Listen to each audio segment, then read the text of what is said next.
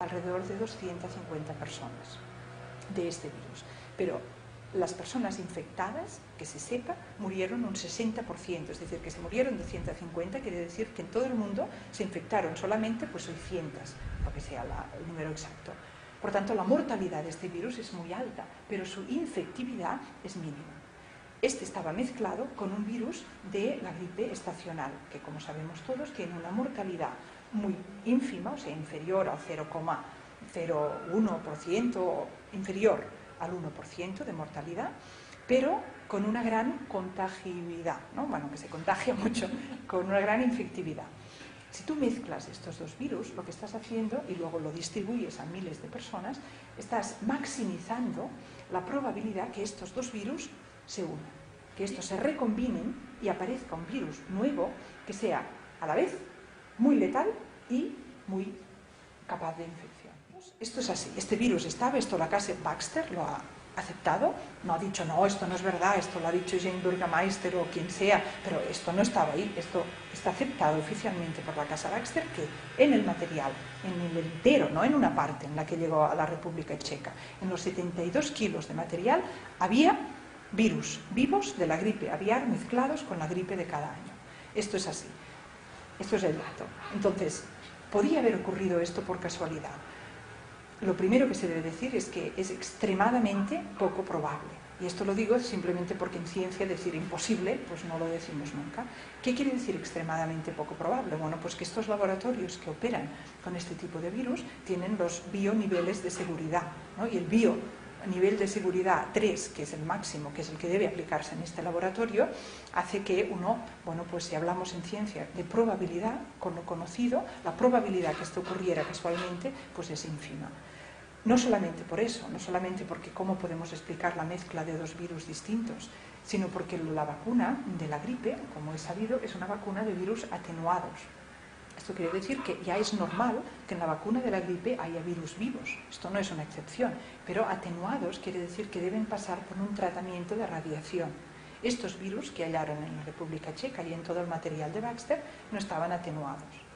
Por tanto, la casualidad, por decir así, bueno, pues por eso digo que científicamente no se puede decir, o simplemente por prudencia humana, ¿no?, que es imposible al 100%, pero que quede muy claro, es importante, lo poco probable que es un accidente en estas circunstancias.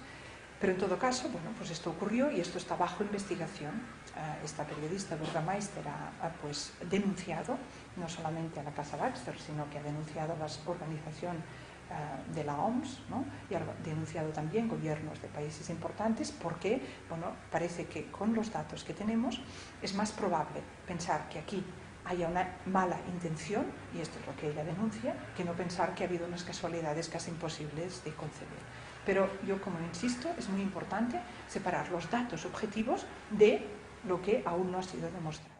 Porque yo creo que lo bueno de este vídeo o de esta información que estamos haciendo es que llegue a cuanta más gente mejor, y que llegue a personas que, sobre planes de que haya una élite en el mundo que quiera que desaparezca parte de la población o incluso mucha población, de que todo esto diga, pero ¿esto de dónde viene? Esto es ciencia ficción, esto no lo he oído nunca. Entonces, yo sé que hay personas que esto lo están estudiando desde hace tiempo, pero yo desearía que mi mensaje llegara a alguien que dice, oiga, mire, yo de todo esto no sé nada, pero yo acabo de oír que aquí hubo un laboratorio que envió una vacuna contaminada y que resulta, esto no lo habíamos dicho, pero es así, que es uno de los laboratorios que está responsable para hacer vacunas de la gripe este año. Bueno, pues esto de momento ya me justifica a mí para decir, yo una vacuna de esta casa, hasta que no se aclare por qué le pasó esto de la contaminación, yo no la deseo para mí, para mis hijos, ni para nadie que yo pueda tener influencia. No sé si me he explicado en este punto,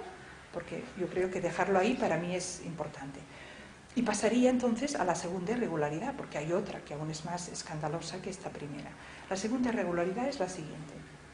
Esto ocurrió en febrero, esto que he contado de la casa Baxter. También he dicho que el 17 de abril fue el primer diagnóstico de casos de la gripe nueva.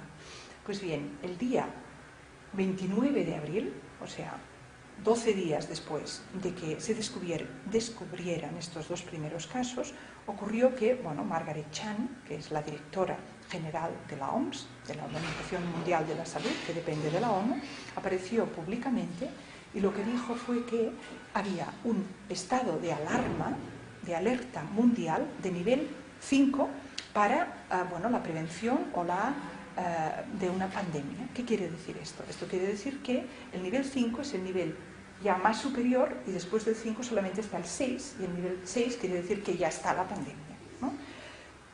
Nivel 5, lo que significa una pandemia, bueno, pues ¿cómo pudo? Podemos preguntarnos, la doctora Chan y toda la Organización Mundial de la Salud, ¿cómo pudieron declarar una pandemia? Porque, bueno, esto no lo he dicho, pero en el 29 de abril dicen nivel 5 y un mes y medio más tarde, solamente un mes y medio más tarde de la aparición de los primeros casos, que fue 17 de abril y ahora hablo 11 de junio, el 11 de junio Margaret Chan dice nivel 6. Tenemos una pandemia mundial por el virus de la gripe AH1N1. Ya está declarada esta pandemia mundial desde el 11 de junio. ¿Cómo pudo haber declarado una pandemia mundial la OMS teniendo en cuenta que este virus tiene una infectividad o una mortalidad inferior al virus de cada año? Entonces, ¿cómo es que no hay una pandemia cada año? Si es peor el virus de cada año que este virus nuevo. ¿Cómo no declaramos una pandemia cada año? Bueno, pues muy fácil. La respuesta es que en el mes de mayo de este año, en el mes de mayo de 2009, la OMS cambió la definición de pandemia y pasó de concebir una pandemia como una infección por un agente infeccioso simultáneo de diferentes países a la misma vez, con una mortalidad significativa de la proporción de población infectada, eliminó de la definición esta característica de la mortalidad. Y por tanto se quedó con que una pandemia sería una infección simultánea de diversos países con un agente infeccioso que tuviera alguna característica de novedad y que por tanto no se pudiera saber seguro a ver qué tipo de inmunidad tendría la población. Con esta definición nueva, que es definición, y esto lo cito del British Medical Journal, por ejemplo, o sea que insisto que todos los datos que estoy dando no son de prensa alternativa, que me merece el máximo respeto, pero creo que es importante porque saber que esto todos son datos de las revistas de más prestigio y absolutamente, pues esto, mainstream, que dirían en inglés, sin ninguna sospecha de tendenciosidad. Pues bien, esta definición cambiada fue del mayo de este año. Si desaparece el requisito de mortalidad de la definición de pandemia, como ya he dicho, entonces nos debemos preguntar, bueno, ¿qué es lo que impide que cada año la gripe normal sea declarada una pandemia? Y la respuesta es, con esta definición no lo impide nada. Con esta definición, esto que estamos viendo ahora, esta inversión, que ahora iré a las consecuencias políticas, que es de hecho donde quería llegar, todo esto que está ocurriendo ahora, que parece que se justifica por su carácter de excepcionalidad, con la definición nueva, de excepcional no tendría nada.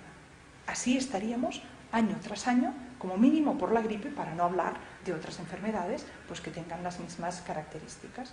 Uno dice, a ver un momento, es verdad que este virus es menos infeccioso, menos mortal, ¿no? Que hay menos mortalidad que el de cada año, y esto lo leeréis en cualquier parte, todo el mundo lo dice, ¿no? Incluso la ministra aquí, o aceptan que eso es así. Bueno, pues si es así, ¿cómo es que se ha podido declarar una pandemia? Con lo que ahora vamos a hablar de consecuencias políticas, que es lo más grave, ¿no? Pues esto es simplemente lo que estoy poniendo junto, y quizá el dato nuevo que doy es este, que por eso insisto es British Medical Journal, de haber objetivado un cambio en la definición, pero esto lo puede ver cualquier persona si pide a la OMS que le envíe pues, las definiciones de pandemia del 2008 y del 2009 y se verá que este cambio existe y se puede consultar en la página web, etc. Ahí en el escrito que he dicho que estoy difundiendo, cito también un artículo de un periódico norteamericano donde de hecho dicen que fueron ellos mismos que fueron a la página de la OMS y dijeron, oye, pero aquí pone que pandemia, tiene que haber mucha mortalidad y aquí no ha muerto nadie. Dijeron, espera un momento, y cambiaron, de hecho, la definición en la página web. Por tanto, este artículo está citado y es de CNN, que tampoco es una fuente no sospechosa en este sentido. Por tanto, como decía, la irregularidad de la OMS me parece aún más grave porque es objetiva igual, clara y comprobable igualmente, y ya nos acerca más a las posibles consecuencias reales, no solamente de qué intenciones tenían, quién fuere que hizo eso, que ahí, ya veis, me he parado porque me gusta distinguir lo que puedo demostrar de lo que no, sino lo que ya está pasando ahora a causa de esta definición.